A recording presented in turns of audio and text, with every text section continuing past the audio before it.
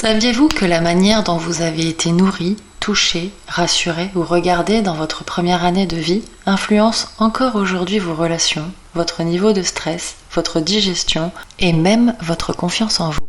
Bonjour à tous, bienvenue dans les Murmures de la Libellule, un podcast où nous allons explorer ensemble le lien profond entre notre corps, nos émotions et notre histoire. Je suis Virginie, kinésiologue, et à travers ces épisodes, je vous propose de partir à la découverte de ce que notre corps nous murmure depuis le tout début, et même avant notre naissance. Car oui, notre histoire commence bien avant notre premier souffle. Je crois profondément que notre corps garde en lui les traces de nos expériences, qu'elles soient physiques, émotionnelles ou même transgénérationnelles. À travers ce podcast, je veux vous aider à comprendre ces liens et à vous reconnecter à votre propre histoire, en douceur et sans jugement.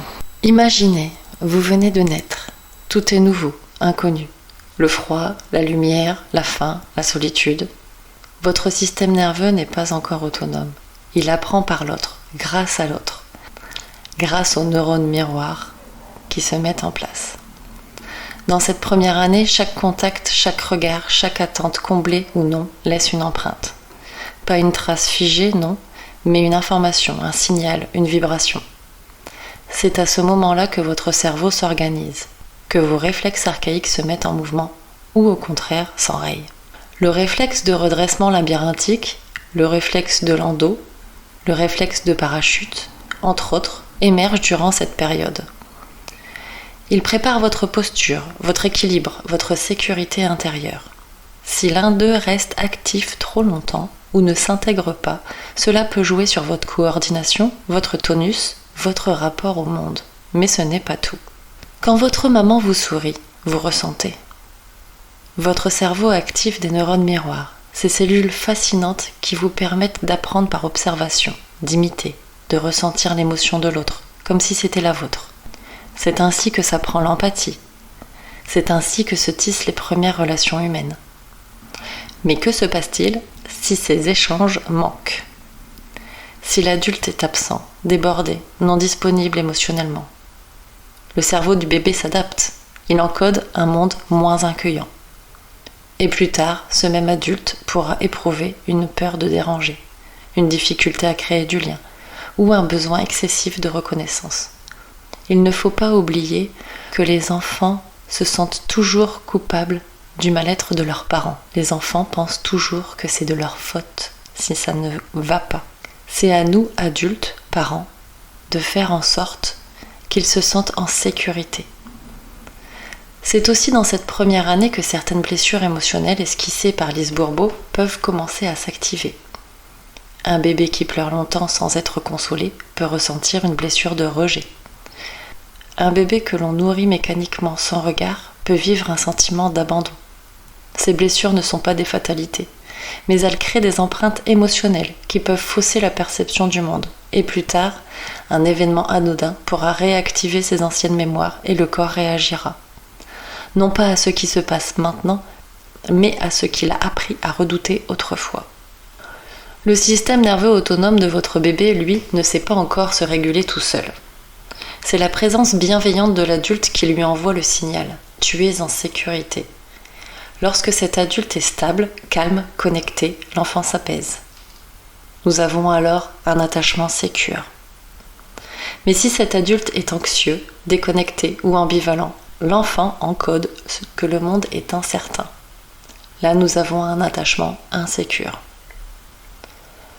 Selon Stéphane Porges et sa théorie polyvagale, c'est le nerf vague, ce long nerf qui relie le cerveau aux organes, qui joue ici un rôle fondamental. Il apprend, dès les premiers mois, à alterner entre calme, vigilance ou repli, selon les signaux reçus. Et puis, il y a l'alimentation.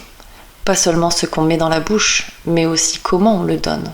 Téter dans les bras, c'est recevoir de la chaleur, du contact, du regard. C'est une nutrition émotionnelle autant que physiologique. Bien sûr, on ne peut pas toujours allaiter. Parfois, on n'a pas le choix. Il faut donner le biberon. Veillez toujours à bien donner le biberon avec amour, en comblant, en nourrissant votre enfant, que ce soit émotionnellement ou que ce soit physiologiquement. Selon Joe Dispenza, chaque expérience sensorielle crée une signature dans le corps.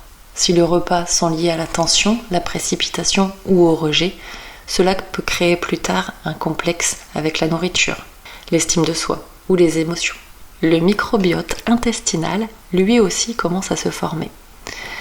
Et on sait aujourd'hui à quel point l'intestin est connecté au cerveau. Un déséquilibre digestif dans cette première année peut impacter le sommeil, l'humeur, les apprentissages. Mais je le rappelle, rien n'est figé. Même si vous n'avez pas reçu ce dont vous auriez eu besoin, vous pouvez aujourd'hui réinformer votre corps, réencoder votre système nerveux, faire la mise à jour, comme j'aime à dire. Vous n'avez pas à porter la faute de ce qui a été vécu, mais vous pouvez simplement en prendre soin. Avec la kinésiologie, avec la conscience, avec le lien. Et si vous êtes aujourd'hui parent, rappelez-vous, vous n'avez pas besoin d'être parfait. Être parent, ça s'apprend. On ne naît pas parent. Mais vous avez toujours la bonne intuition. Alors là, je parle surtout aux mamans. Fiez-vous à votre intuition. Vous savez ce qui est bon pour votre bébé. Votre présence, votre regard, votre voix, vos bras sont déjà des messages d'amour qui façonnent des fondations solides. La première année est bien plus qu'un simple apprentissage moteur. C'est une période où le corps et l'esprit enregistrent les premières régulations internes qui influenceront la capacité à s'adapter au monde. En comprenant ces mécanismes, il est possible d'accompagner son enfant avec plus de conscience et de bienveillance. Si cet épisode vous a plu, n'hésitez pas à le liker, le partager autour de vous. Ça peut toujours servir et ça permet de continuer à faire ces podcasts. Je vous souhaite à tous une excellente journée. Prenez bien soin de vous et à bientôt pour les murmures de la libellule.